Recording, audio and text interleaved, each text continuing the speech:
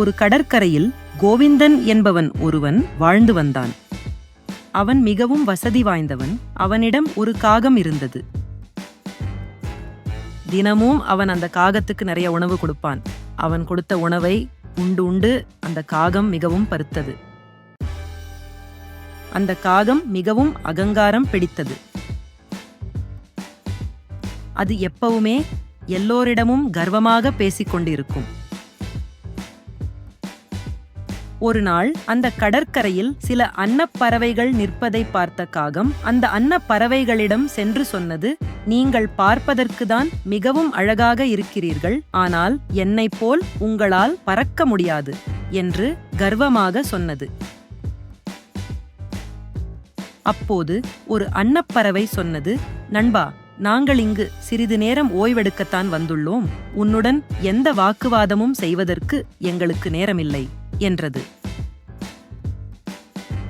உடனே அந்த காகம், இல்ல, உங்களுக்கு தைரியம் இருந்தால் என்னுடன் போட்டி போடுங்கள் என்றது. அதற்கு ஒரு அன்னப்பறவை, சரி, என்ன போட்டி என்று கேட்டது.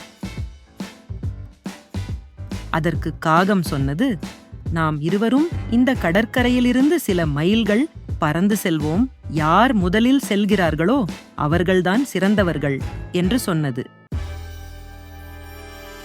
உடனே அந்த அன்னப்பறவையும் சரி என்றது. இந்த காகம்தான் பருத்து இருப்பதை மறந்துவிட்டு மிகவும் வேகமாக பறந்து சென்றது. அன்னப்பறவையும் அதனால் முடிந்த அளவிற்கு வேகமாக பறந்து சென்று கொண்டிருந்தது. சிறிது தூரம் சென்ற பிறகு காகம் மிகவும் சோர்வடைந்தது. அதனால் இப்போது எதுவும் செய்ய முடியவில்லை. கீழே சென்றால் கடலில் மூழ்கி இறந்துவிடுவோம் என்று அதற்கு நன்றாகவே தெரியும். காகம் என்ன செய்வதென்று தெரியாமல் மிகவும் களைப்பாக பறந்து கொண்டே இருந்தது. அதை பார்த்த அன்னப்பறவை, நண்பா, நான் உன்னை கவனித்துக் கொண்டுதான் இருக்கிறேன். உனக்கு என்ன ஆயிற்று? மிகவும் களைப்படைந்து விட்டாயே என்றது. அதற்கு காகம் சொன்னது, என்னால் முடியவில்லை. இன்னும் சிறிது தூரம் சென்றால் நான் நிச்சயமாக இந்த கடலில் விழுந்து இறந்து விடுவேன் என்றது.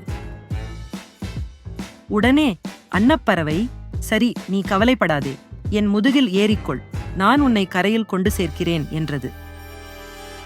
உடனே காகமும் அன்னப்பறவை முதுகில் ஏறி கரைக்கு பத்திரமாக சென்றது. நீ மட்டும் எனக்கு உதவி செய்யவில்லை என்றால் நான் நிச்சயமாக இன்று இறந்திருப்பேன் என்று அன்னப்பறவையிடம் மன்னிப்பு கேட்டது. நீதி, கர்வம் என்றைக்கும் உதவி செய்யாது.